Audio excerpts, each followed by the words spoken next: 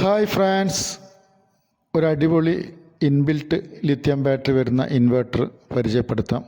ജിയോൺ ബ്രാൻഡിൻ്റെ 1250 VA 1000 watts സുഖമായി load ചെയ്യാൻ പറ്റുന്ന ഒരു അടിപൊളി പ്രൊഡക്റ്റ് 100Ah ലിത്യം ബാറ്ററിയാണ് വരുന്നത്.